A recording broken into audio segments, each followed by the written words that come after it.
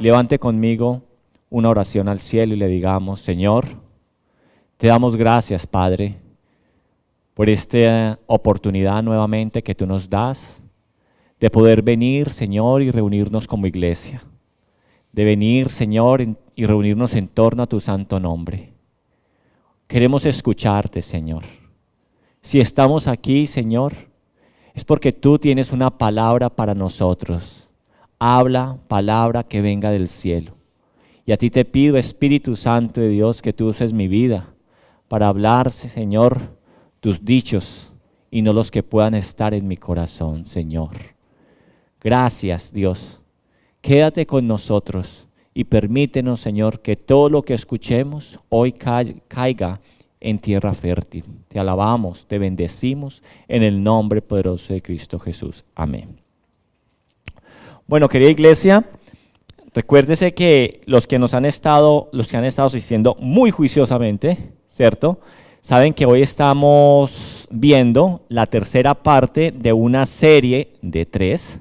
Hoy estamos finalizando acerca de lo que es Lucas 15. Por eso les dije yo, vayan a su Biblia y quédese en Lucas 15. Si usted nos está acompañando por primera vez, no quiere decir que usted se va a perder, va a estar perdido en lo que hoy vamos a hablar. Pero sí lo invito a que en nuestro canal de YouTube de Living Stones Christian Church, ahí están las prédicas anteriores, ahí lo pueden escuchar, o en nuestras redes sociales también ahí están las prédicas para que las escuchen.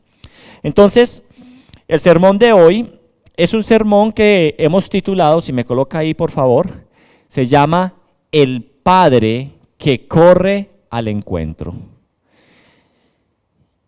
Y le he colocado este título para hablar de esta parábola, porque en Lucas 15 encontramos 3 parábolas. Y la última parábola que vamos a tocar en Lucas 15 es hoy.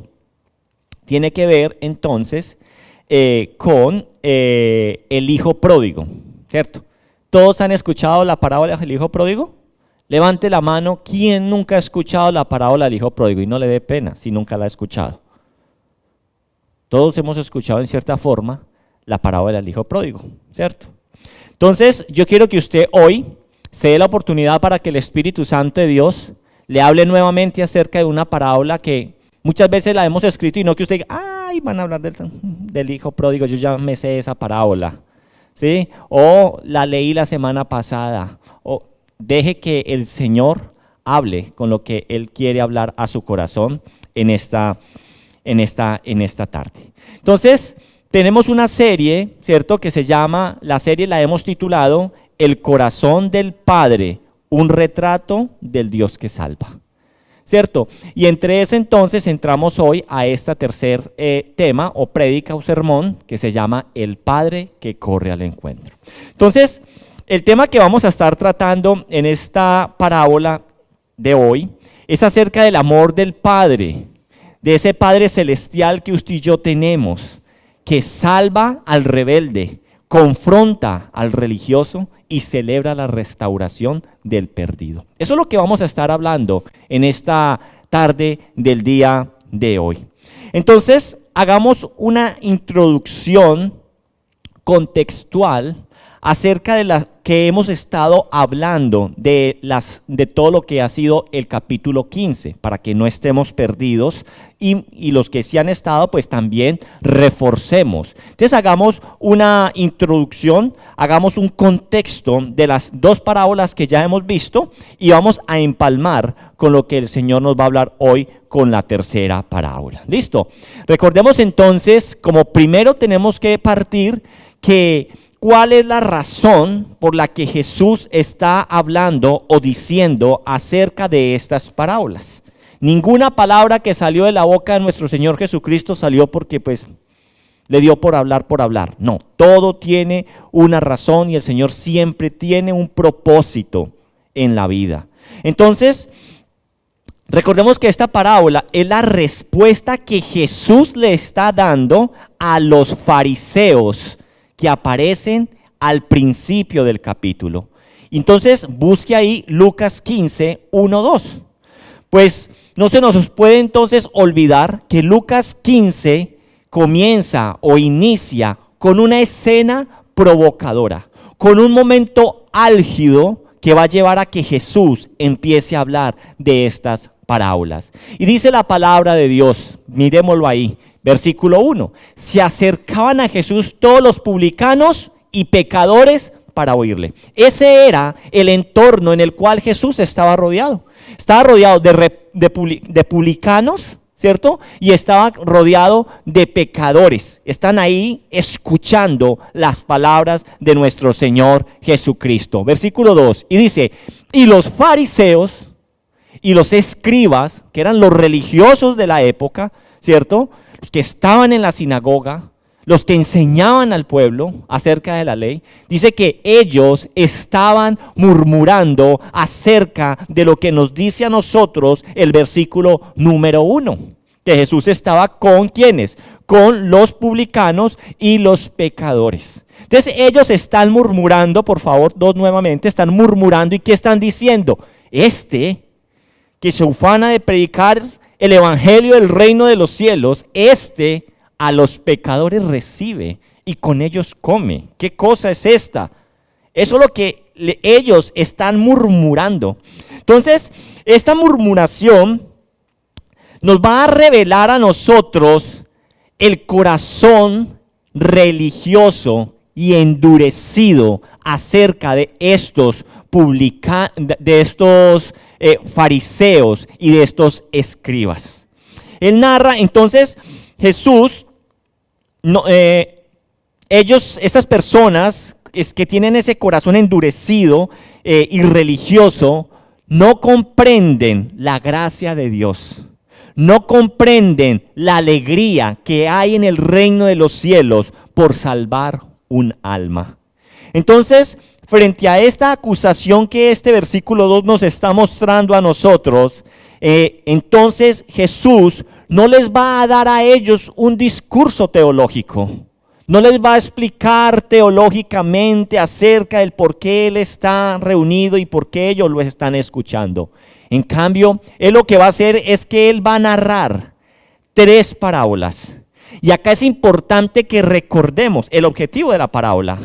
Las parábolas son sencillas. El objetivo de la parábola es enseñar verdades espirituales profundas por medio de historias sencillas y comprensibles a todo el mundo.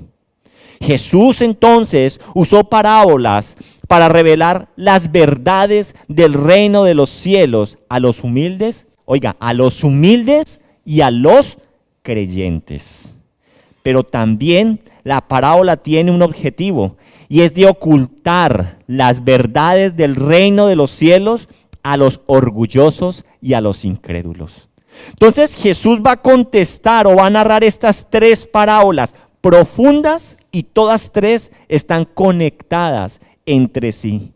Y esto nos va a llevar a entender el carácter de Dios y su obra redentora en la humanidad. Esto es lo que hemos estado exponiendo entonces en los últimos sábados aquí en la iglesia cuando estuvimos hablando acerca de estas parábolas. Voy a hacer rápidamente un resumen de cada una de las parábolas. La primera parábola que vimos, o que usted puede encontrar ahí en Lucas 15, arranca a partir del versículo 3 al versículo 7. ¿Y qué nos dice? ¿Cómo se llama esa parábola? La oveja perdida, ¿cierto?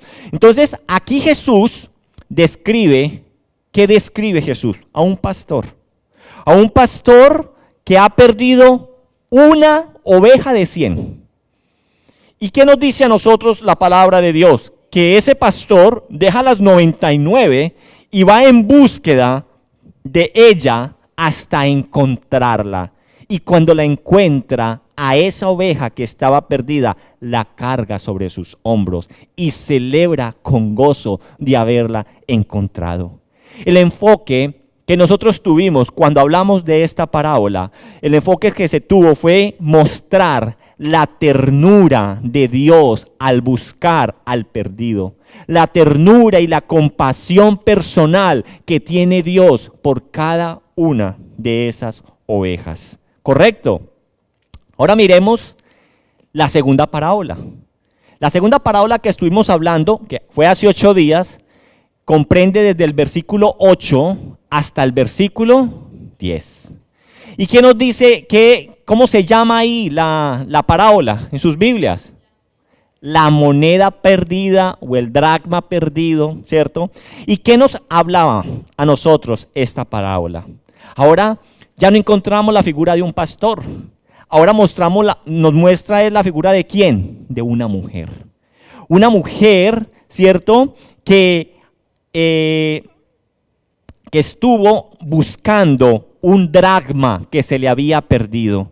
Y para encontrar ese dracma, que era una moneda, ¿cierto? Enciende la lámpara, barre la casa y busca con diligencia. Nos decía a nosotros esta palabra. Y nos decía que hasta qué, hasta encontrarla lo hizo. Y cuando lo hace, también que se alegra y llama a sus amigas y celebra. ¿Qué enfoque vimos nosotros la semana pasada en esta parábola? El enfoque que tuvimos fue ver la diligencia de Dios, su iniciativa soberana y el valor que para Dios tiene cada alma que se pierde ante sus ojos. Estuvimos viendo nosotros eso. ¿Correcto hasta ahí? Así que entonces, ambas historias, la parábola de la oveja perdida y la parábola de la moneda perdida, ambas historias nos narraban o nos mostraban a nosotros un patrón, tanto del pastor como de la mujer. Y el patrón es el siguiente, 4 puntos. Es algo que se pierde de valor. En una fue una oveja y en la otra fue una moneda. Otro segundo patrón es que se inicia una búsqueda intensa. El tercer patrón es que se encuentra lo perdido.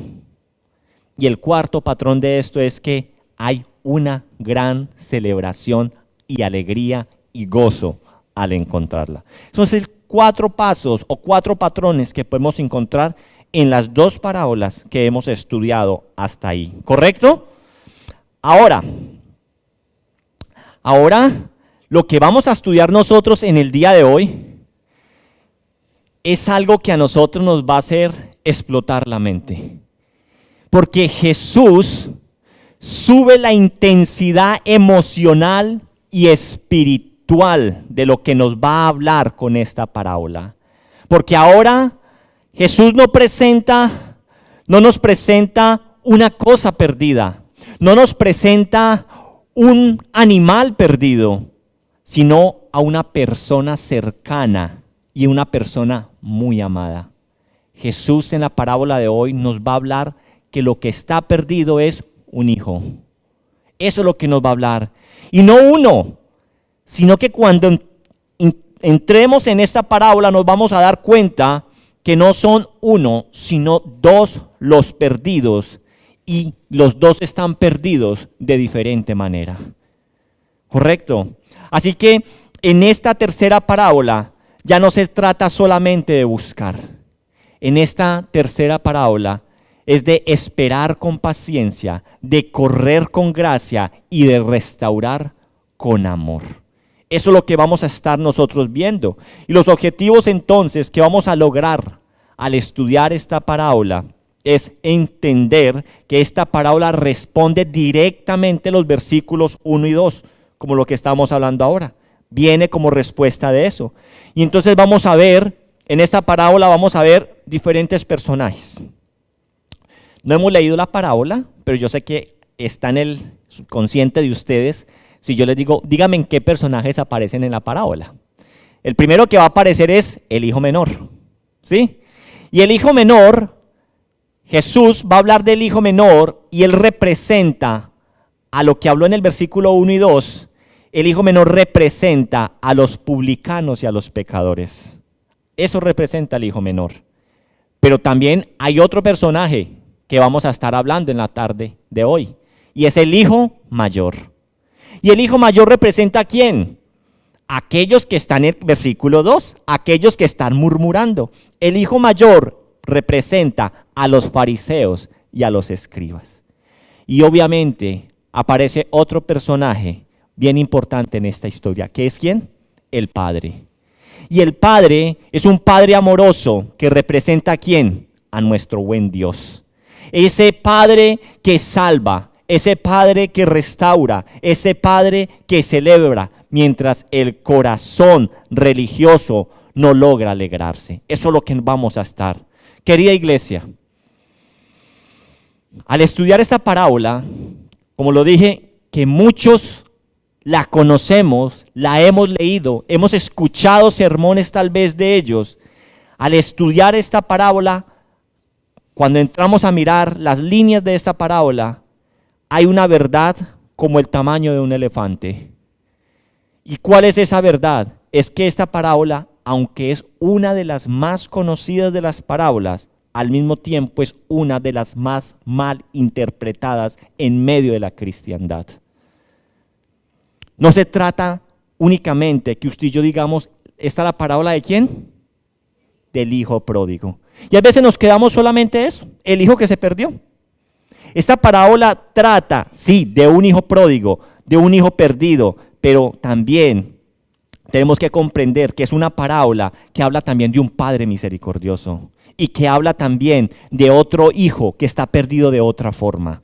También eso es lo que el Señor nos va a hablar. Entonces, el menor perdido en su pecado y el mayor perdido en su orgullo religioso. ¿Y qué vamos a comprender hoy al finalizar? Que ambos necesitaban volver al corazón del Padre. Y eso es lo que el Señor nos va a dejar abierta la puerta en el día de hoy. Entremos en materia. Para poder hablar de esta parábola que arranca en el versículo 11, ¿cierto? He dividido este tema en 4 puntos, ¿sí? Los que escriben, les voy a decir los 4 puntos. El primer punto que vamos a estar hablando es acerca de la rebelión del hijo menor. Y está entre el versículo 11 y el versículo 16. Luego vamos a estar hablando en el segundo punto, el despertar del arrepentimiento. Y esto está entre el versículo 17 y el versículo 20a. Hay un tercer punto que quiero hablar con ustedes y es acerca de la gracia del Padre. Y cuando hablamos de la gracia del Padre vamos a estar hablando desde el versículo 20b hasta el versículo 24.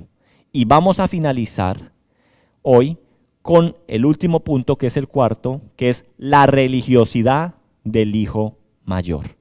Y esto está entonces desde el versículo 25 al versículo 32.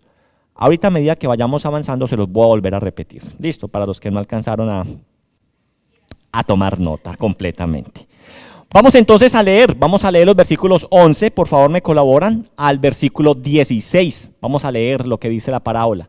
Dice, también dijo Jesús, un hombre tenía 2 hijos, y el menor de ellos dijo a su padre, Padre, dame la parte de mis bienes que me corresponden, y le repartió los bienes. No muchos días después, juntándolo todo, el hijo menor se fue lejos a una provincia apartada, y allí desperdició sus bienes viviendo perdidamente. Y cuando todo lo hubo malgastado, vino una gran hambre en aquella provincia y comenzó a faltarle. Y fue y se arrimó a uno de los ciudadanos de aquella tierra, el cual le envió a su hacienda para que apacentara cerdos. Versículo 16. Y deseaba llenar su vientre de las algarrobas que comían los cerdos, pero nadie le daba. Esta es la primera escena que nosotros tenemos en esta parábola, y es la rebelión del hijo menor. Vamos a centrarnos entonces en esto, cuando él dice, Padre, dame la parte de los bienes que me corresponde. Cuando leemos entonces estos versículos que acabamos de ver, hay varias cosas que tenemos usted y yo que resaltar.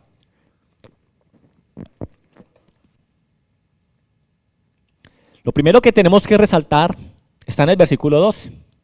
El hecho de que el hijo pidiera su herencia en vida era lo raro. Hasta hoy en día suena raro, ¿no? ¿Usted se imagina pidiendo usted la herencia en vida? ¿Ah?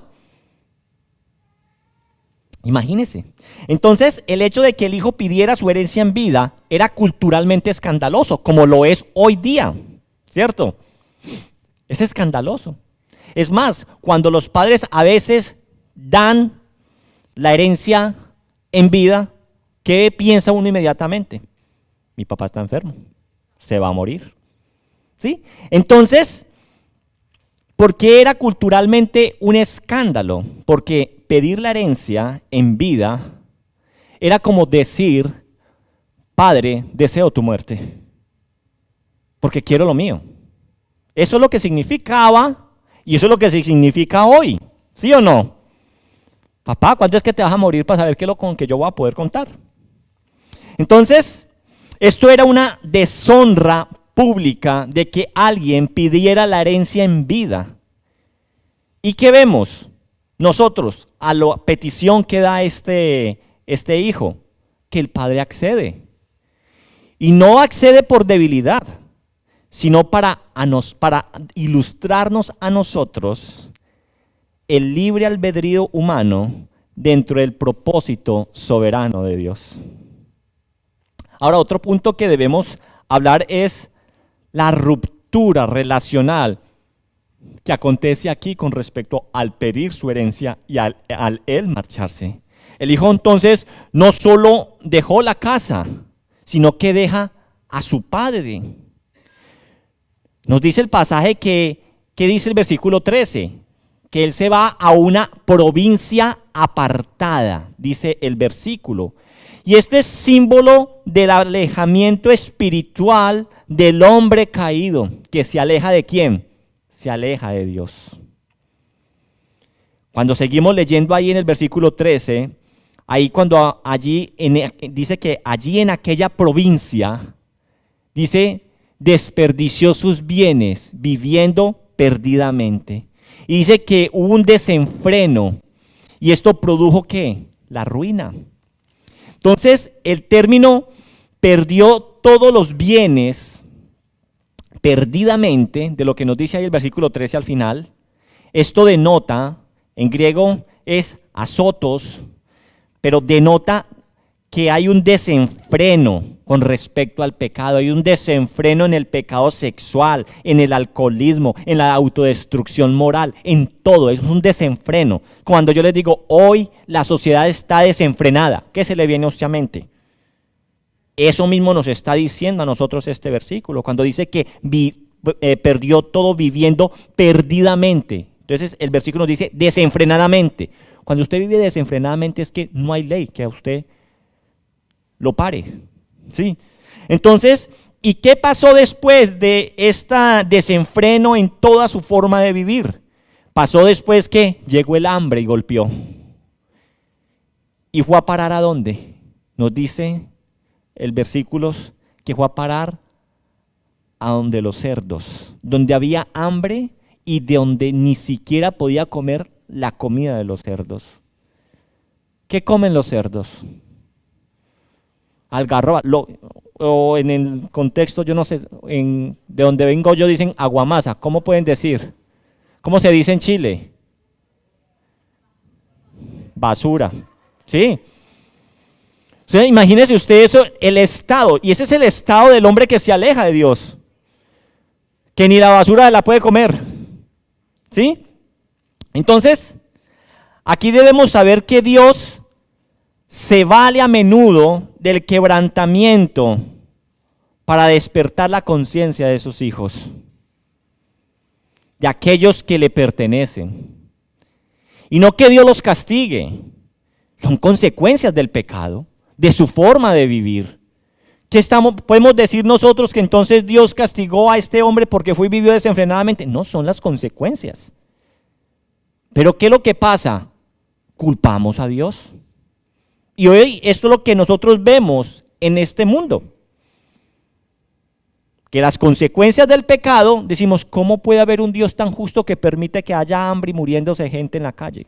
Es que esa es la consecuencia de un mundo caído, de un mundo que está alejado de Dios. Eso no es culpa de Dios.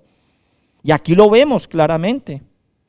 Pero ¿qué es lo que va a hacer Dios? Dios usa ese quebrantamiento para despertar las conciencias de estas personas. Entonces, el resultado de lo malo, del pecado, Dios lo usa para la gloria suya y así atrae a los hijos a Él. Entonces, ¿qué encontramos aquí de lo que acabamos de exponer? Encontramos acerca de la realidad del ser humano. ¿Y cuál es nuestra realidad? Nuestra realidad es que hay una depravación en el ser humano. Hasta que nosotros no nazcamos de nuevo.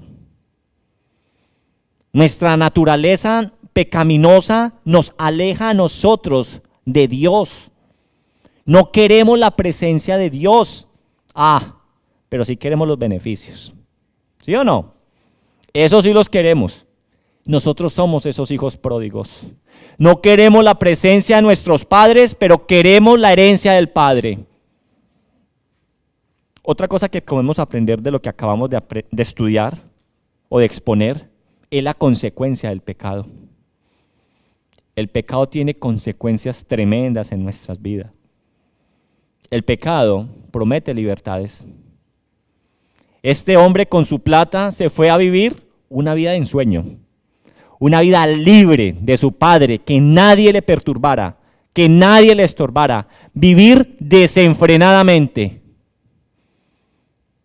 Pero esa libertad lo lleva a una esclavitud y una miseria. Y eso es lo que hace el pecado. No anhelemos el pecado. Yo les digo esto, muchos de los que están aquí a veces anhelan la vida de la gente que está en el mundo. Es que se ven tan felices. Mire las redes sociales, tan bacano, como viajan por todos lados.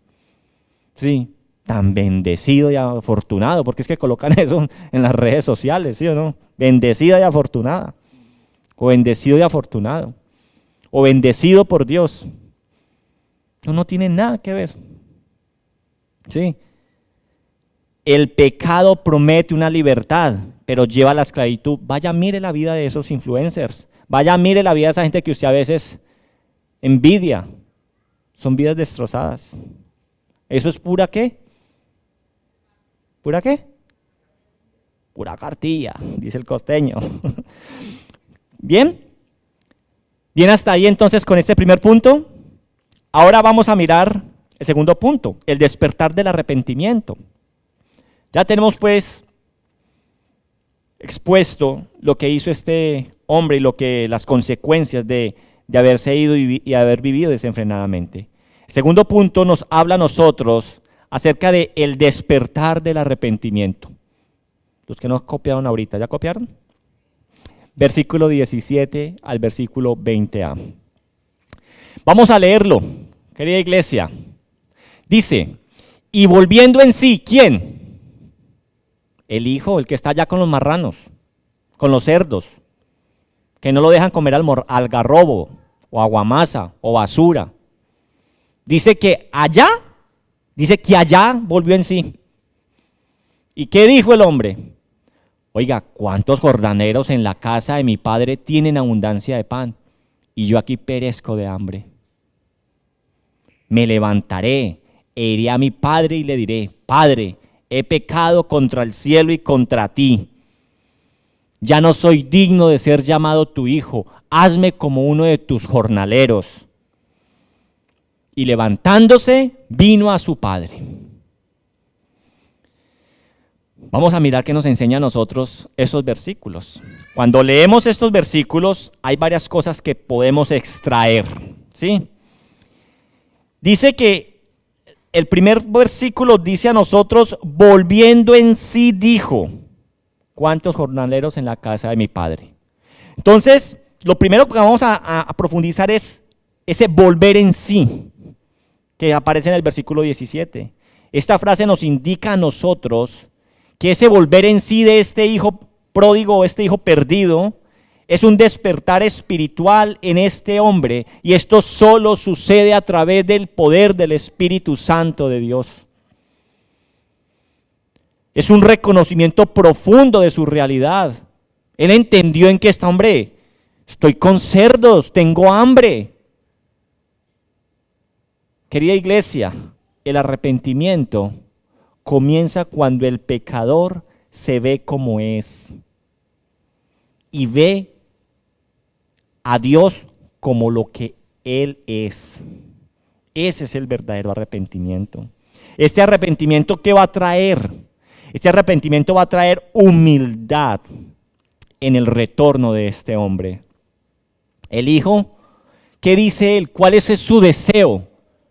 Él salió muy envalentonado de la casa, con herencia, rico, con su porción. Pero él ahora, ¿cómo anhela volver a casa? Como un siervo más, con tal que le den comida. El hijo, según nos muestra en ese retorno, el hijo no viene a exigir, sino a pedir un lugar como jornalero. Reconoce que ha pecado. ¿Y qué dice él? ¿Que ha pecado contra quién? Versículo 18. Contra el cielo y contra ti, dice. Y cuando habla del cielo, ¿a quién se está refiriendo él?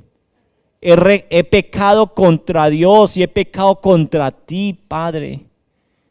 Entonces trae humildad. Este arrepentimiento trae determinación sincera. Y esto es muy importante. ¿Cuándo vemos esa determinación sincera en este hijo? Pues en lo que va a decir, en su resolución. ¿Qué dice él? Dice, me levantaré e iré. Versículo, creo que ese es el 20. 18. Me levantaré e iré. ¿Esto qué demuestra?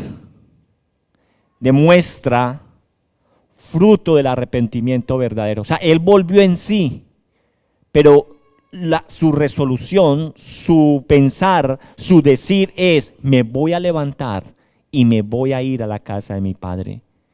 Muestra entonces que el arrepentimiento verdadero muestra acciones. Un verdadero arrepentimiento muestra acciones.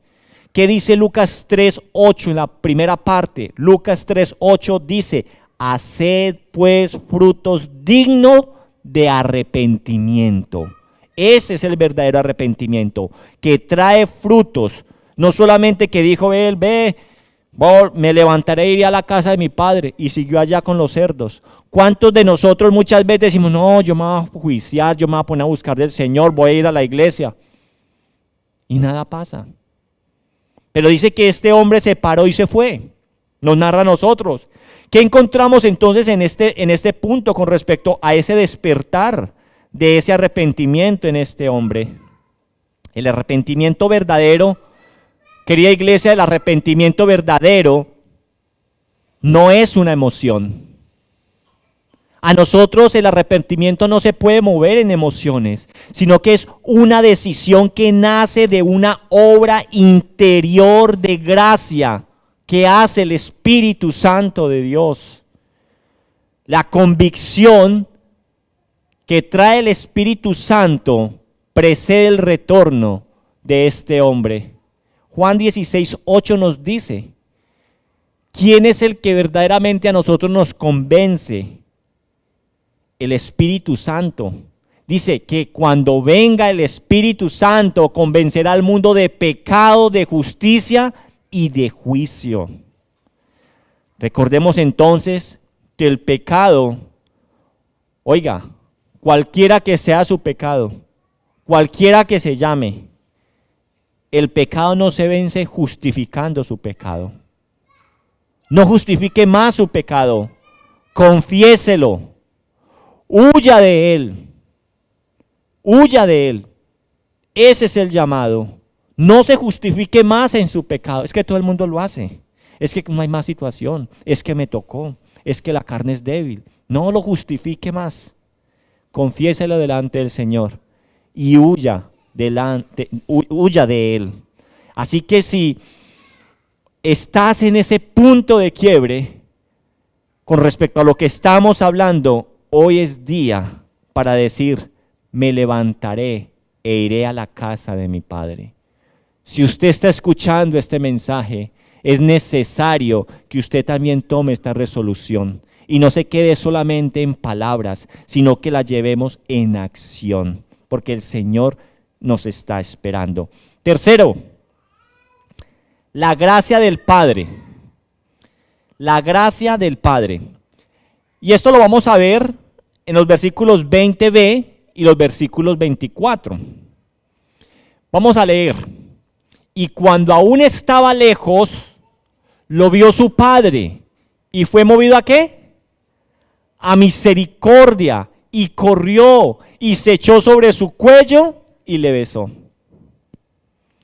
Y el hijo le dijo: Padre, he pecado contra el cielo y contra ti, y ya no soy digno de ser llamado tu hijo. Sigamos. Pero el padre dijo a sus siervos: sacad el mejor vestido y vestidle, y poned un anillo en su mano y calzado en sus pies, y traed el becerro gordo y matadlo, y comamos y hagamos fiesta. Porque mi hijo muerto era y ha revivido. Se había perdido y es hallado. Y comenzaron ¿a qué? A regocijarse. Qué maravilloso lo que el Señor nos está diciendo aquí. Entonces la palabra de Dios nos dice que cuando aún estaba lejos, vamos a quedarnos en ese pedazo que es el primer versículo, cuando aún estaba lejos, dice que el Padre lo vio y fue movido a misericordia. ¿Y qué nos dicen estos versículos? Dice que el Padre lo ve desde lejos. Esto indica que el Padre lo estaba esperando.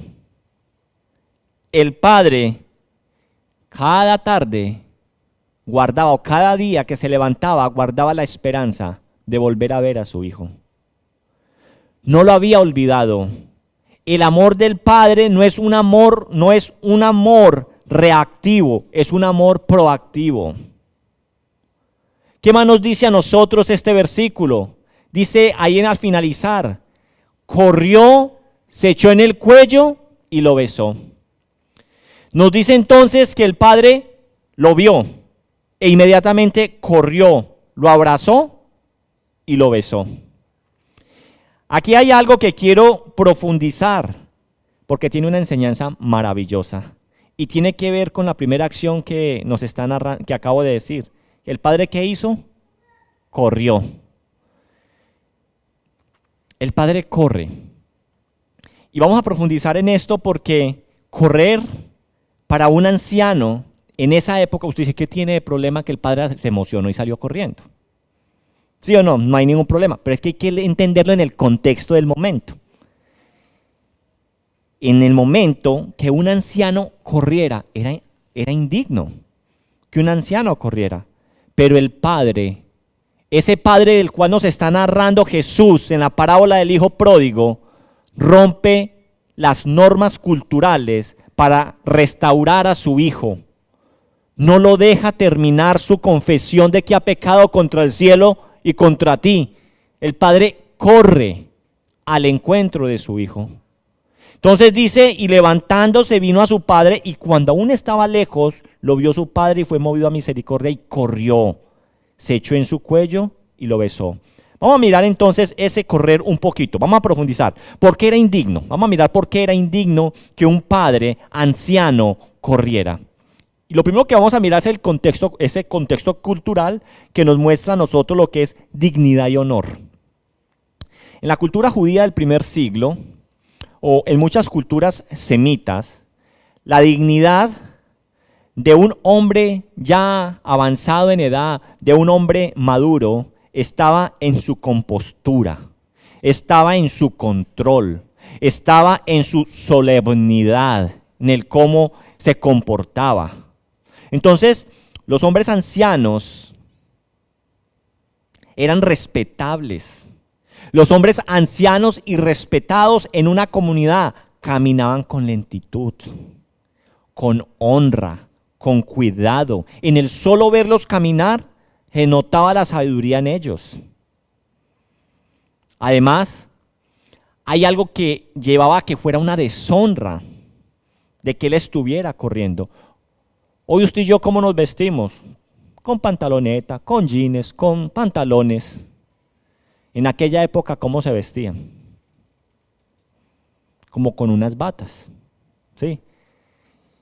y usted, bueno, los hombres no usan, pero las mujeres cuando tienen falda larga y apretada, no muy amplia, para correr, ¿qué es lo primero que tienen que hacer? Levantársela para poder correr. Este hombre, para poder correr, obviamente se tenía que levantar su bata, ¿sí?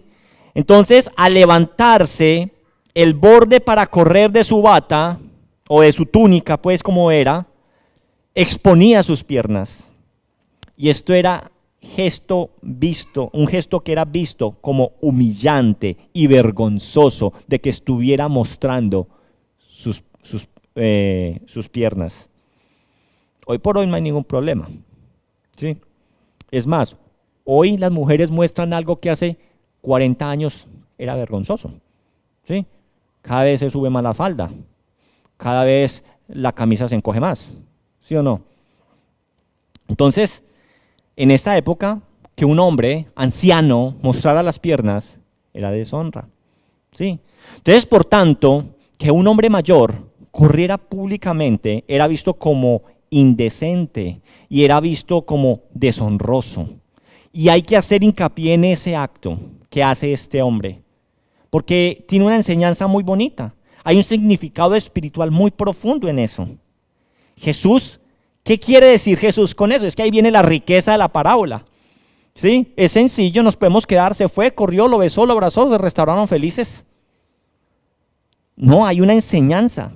Y la enseñanza que Jesús nos quiere dar es que Jesús no solo quiso mostrar la ternura de que un padre corriera, sino lo que Jesús nos quería mostrar en la actitud de este hombre, que después de haber sido deshonrado por este hijo, al haber pedido la herencia, él decidió correr por él, por amor. Entonces, no nos muestra solamente la ternura de un hombre, nos muestra un escándalo de gracia, de amor en esta acción que está haciendo este hombre hacia ese hombre. Y no se nos puede perder de vista que este padre, ¿quién es? Dios. ¿Sí o no? Entonces, el padre corre al hijo, y ojo que aquí entra otro factor. El padre corre cuando ve, dice que apenas lo ve, él corre a su encuentro. O sea, él no había alcanzado a llegar. Entonces, el padre corre antes que la comunidad lo rechace. Porque comunidad pequeña, infierno grande. Muy posiblemente la historia de que este hombre fue deshonrado porque el hijo menor pidió la herencia en vida, era vox populi en ese lugar. ¿Sí? Y eso es como en las familias, ¿sí o no? Le hace uno una cosa a la mamá, todas las tías lo odian a uno. ¿Sí o no? Le hace uno una cosa buena a la mamá, todas las tías lo aman a uno. ¿Sí? Entonces, el padre corre antes de que la comunidad lo rechace. Porque, ojo que aquí hay un dato muy importante. En las aldeas de aquella época, por eso hay que entender el contexto, a veces de lo que Jesús está diciendo y irnos a lo que ellos van a entender. En las aldeas de aquella época, si un hijo malgastaba la herencia entre gentiles, podían ser objeto de una ceremonia. Si un hijo hacía algo vergonzoso para la comunidad o para su padre, había una ceremonia que se le hacía, que la voy a pronunciar, no sé si así se pronuncia, me perdonarán. Se llama Quetzaltzá, la voy a deletrear Qetzsah. Esta era una ceremonia que se llamaba Quetzaltzá y que significa, literalmente lo que significa, o que tiene significado esta ceremonia, es de corte o separación. Entonces, se trataba de una ceremonia pública que era una ceremonia pública de rechazo social y familiar que se le aplicaba al miembro de la comunidad que había cometido una falta grave. Y en esta ceremonia prácticamente lo que se le hacía o se le decía era que ya no hace parte de nosotros y lo expulsaban. No hacía parte ni cultural, ni religioso, ni económicamente. Eso hacía.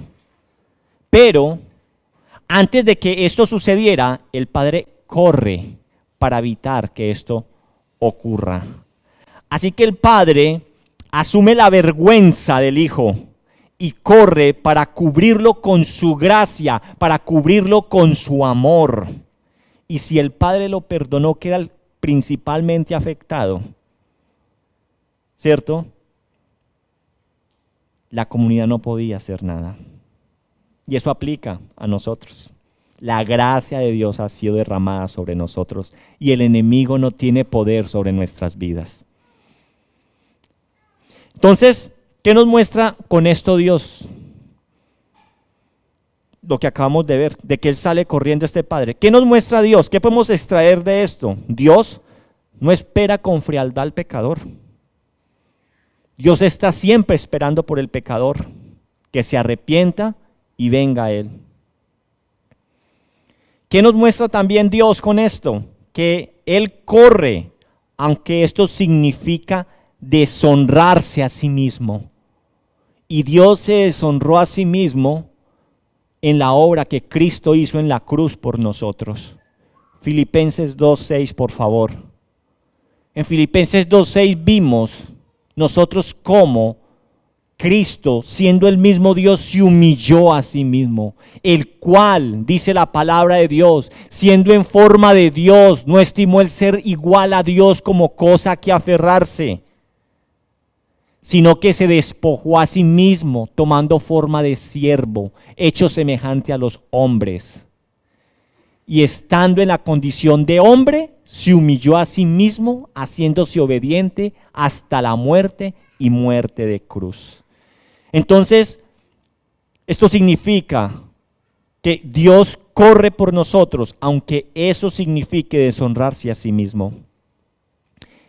Esto nos muestra también a nosotros que su amor, el amor del Padre, se adelanta al castigo y cubre la vergüenza con abrazo y con perdón. Eso es lo que nos muestra a nosotros este acto de que el Padre corrió al encuentro. ¿Sí ve todo lo que podemos extraer de eso? Sigamos ahora. Entonces, el Padre no solo corrió, versículo 22 nuevamente, dice que Él, en versículo 22 dice, Él realizó una restauración total. ¿Y cómo hace esa restauración total? Él dice que le da el mejor vestido, le coloca un anillo, le da sandalias y mata al becerro gordo. El vestido significa dignidad. El anillo significa que le da nuevamente autoridad a ese hijo que ya no la tenía. Las sandalias significan que es un hijo libre y no un esclavo. Y el becerro gordo explica o significa que hay un banquete de reconciliación. Hay una restauración total. Versículo 24 termina con una declaración maravillosa. Después de restaurarlo, después de hacer todo esto, él termina diciendo, este mi hijo muerto era y ha revivido. Se había perdido y es hallado. Eso es lo que el Señor nos está diciendo. Entonces, ¿qué encontramos con estos versículos en este punto que acabamos de estudiar? Podemos ver entonces la justificación por gracia.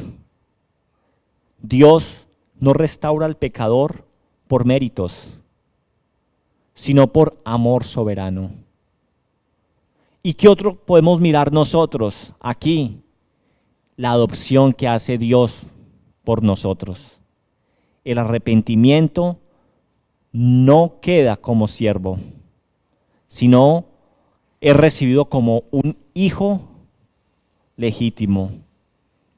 Él nos adopta como hijos a través de la obra de Cristo Jesús.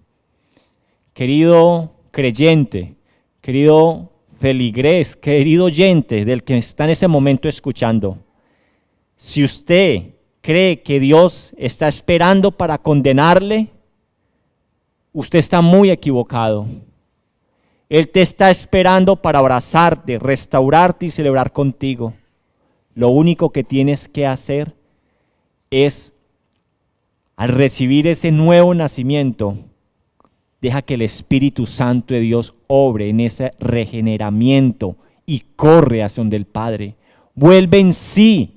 Si usted cae en cuenta de su pecado, vuelve al Padre, porque Él no está para señalarte, Él está esperándote para abrazarte, restaurarte y celebrar contigo.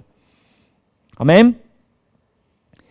Vámonos al último punto, la religiosidad del hijo mayor.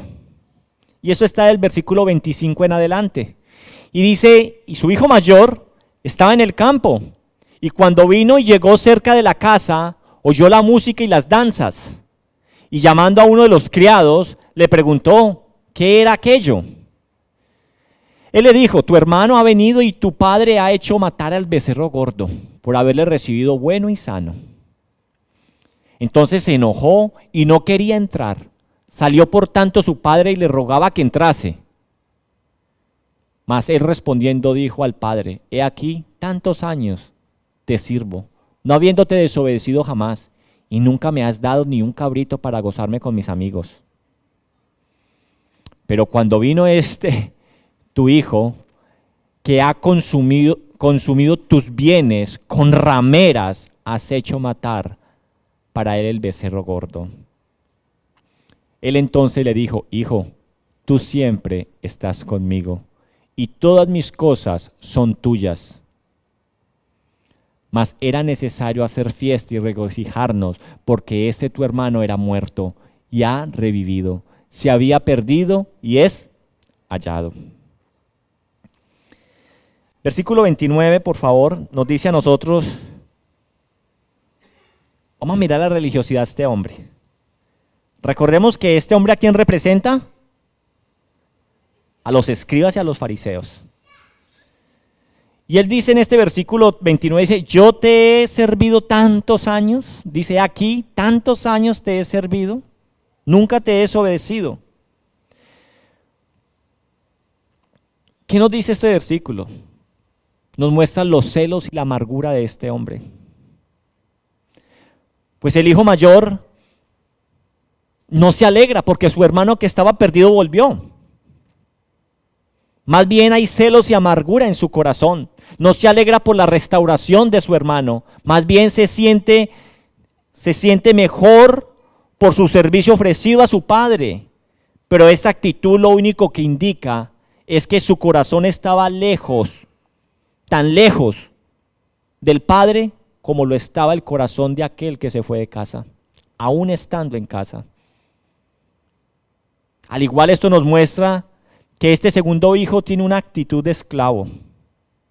Y muchas veces nosotros, estando acá, estando en la iglesia, estando con el Padre, seguimos teniendo actitud de esclavo.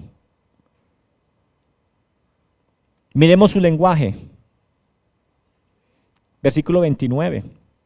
Te he servido y nunca me has dado nada. ¿Sí? ¿Dónde está ahí? Aquí tanto tiempo te he servido y no habiéndote desobedecido jamás y nunca habiendo... Última línea. Te he servido y nunca me has dado nada. Ya esto nos revela a nosotros una relación basada ¿qué? En méritos, por obras y no por amor. Y muchas veces nosotros somos así con Dios. Es que uno con el Señor ora y vea, no le da a uno nada. Me he leído la Biblia al derecho y al revés y vea, nada. Eso es mentalidad de esclavo. Usted cree que es por méritos y no es por méritos, es por gracia, querida iglesia. Es por gracia y por amor. No puede haber en nosotros una autojusticia. Esto que está haciendo este hombre muestra una autojusticia. Pues cree que él merece las cosas, ¿por qué? Porque no le ha desobedecido. Usted no se siente identificado con eso. Es que yo he sido tan juicioso desde que recibí el Señor. Yo no falto los sábados a la reunión. Cuando el pastor dice que hay que llegar antes, yo llego antes. Y es como que si Dios estuviera con los ojos tapados. Es que no es por lo que usted haga. Usted ya es hijo.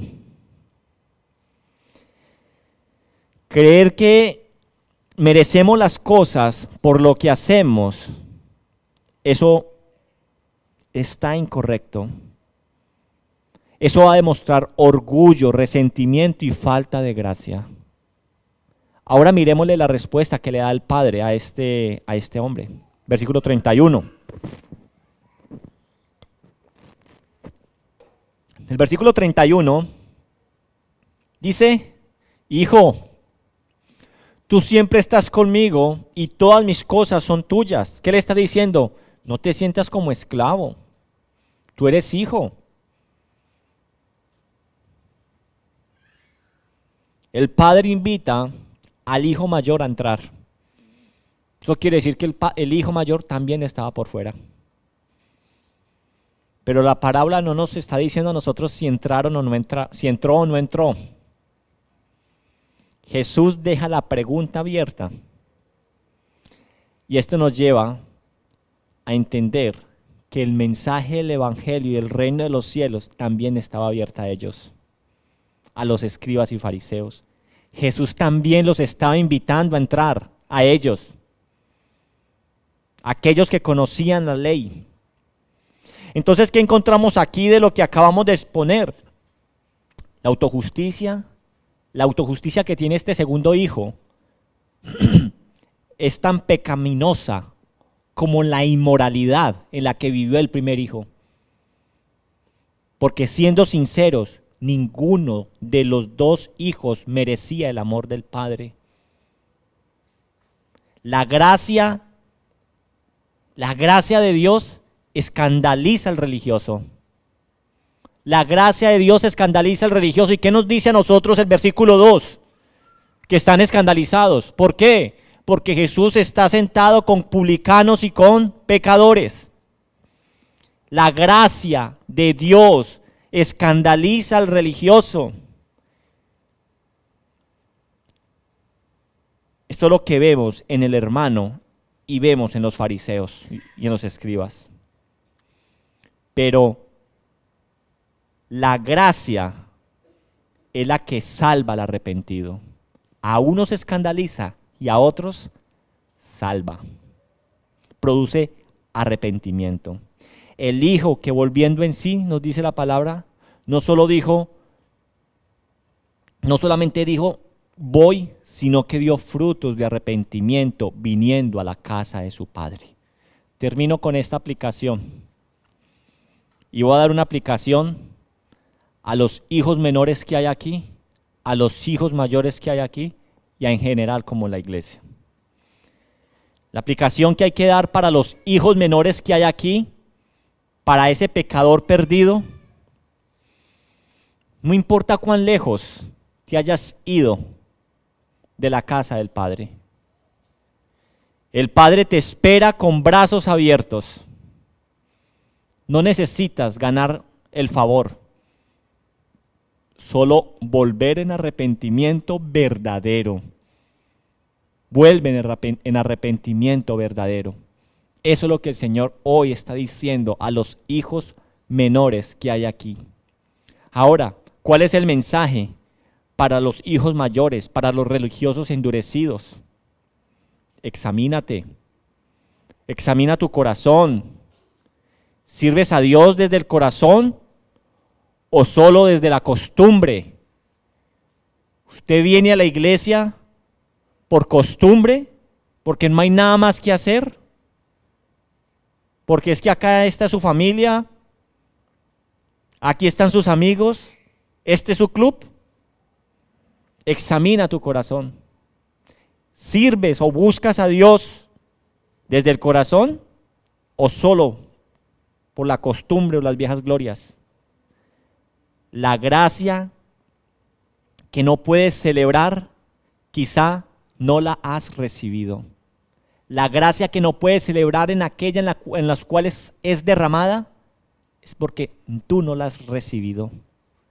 Y en general a la iglesia tenemos que decirnos a todos, empezando por el pastor, ¿nosotros somos como el padre o como el hermano mayor? Como iglesia nos tenemos que cuestionar eso. ¿Recibimos a los restaurados con gozo o con juicio? ¿Cómo los recibimos? Acuérdense lo que decía hace 8 días. Muchos no vuelven a la casa, muchos no vuelven a los caminos del Señor por temor de ser ¿qué? Juzgados. Nosotros no podemos ser como los escribas y los fariseos. Recibamos a los restaurados con gozo. Nos debe quedar a nosotros claro que debemos ser una iglesia según el corazón de Dios, que celebra el arrepentimiento y no cuestiona las conversiones. Eso es el llamado que nosotros tenemos. Así que entonces, querida iglesia, con este último sermón terminamos esta serie, El corazón del Padre, un retrato del Dios que salva. Lucas 15 entonces, como conclusión, nos ha dado a nosotros 3 parábolas que nos muestran en el primer sermón un Dios que busca con ternura. En el sermón 2, un Dios que busca con diligencia. Y en el sermón 3, un Dios que restaura con gracia y amor paternal. Este es el corazón del Padre, el corazón que salva al pecador por la gracia soberana, lo restaura por amor incondicional y se goza con todo el cielo por su regreso. Eso es lo que nos muestra a nosotros la palabra de Dios y es lo que debemos aplicar y escuchar. Amén. Coloquémonos en pie, vamos a orar, la banda. Bueno, vamos entonces ahí donde está, no se me desconcentre, vamos a orar, colóquese en pie. Démosle gracias a Dios por esa gracia sublime derramada en cada uno de nuestros corazones. Démosle gracias a Dios porque aunque fuéramos pecadores en otro tiempo, Él tuvo misericordia de nosotros y nos llamó de nuestra vana manera de vivir. No porque lo mereciéramos, no porque hubiéramos hecho algo bueno, no porque tuviéramos mérito alguno por lograrlo, sino porque a Él le plació, porque Él colocó sus ojos en nosotros. Querida iglesia, nosotros amamos a Dios porque Él nos amó a nosotros primero, dice la palabra de Dios. Dele gracias a Dios por ese amor. Dele gracias a Dios por la misericordia que cada mañana se renueva. Porque cada día nos equivocamos, cada día pecamos, cada día hacemos cosas que lo deshonran. Pidámosle al Espíritu Santo de Dios que cada día nos convenza más de justicia, que nos convenza cada día más del pecado del cual nos tenemos que arrepentir. Dígale hoy al Espíritu Santo que tú quieres conocer más a ese Dios poderoso, porque a medida de que conocemos más a ese Padre, más confiadamente volveremos a Él, porque entenderemos que no está para señalarnos, sino que si nos está llamando, es porque nos está llamando para cosas maravillosas. Tal y como se lo dijo Jesús acerca de la conversión de Saulo: instrumento escogido me es este. Cada uno de nosotros somos instrumentos escogidos en las manos de Dios. Conozcamos más de ese Dios y que ese sea nuestro clamor. Denle un fuerte aplauso a Dios de dioses, al Señor de señores.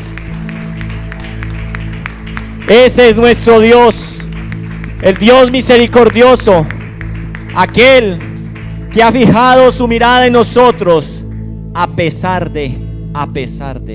Gracias, Señor. Gracias. Amén. Denle un fuerte aplauso nuevamente al Señor.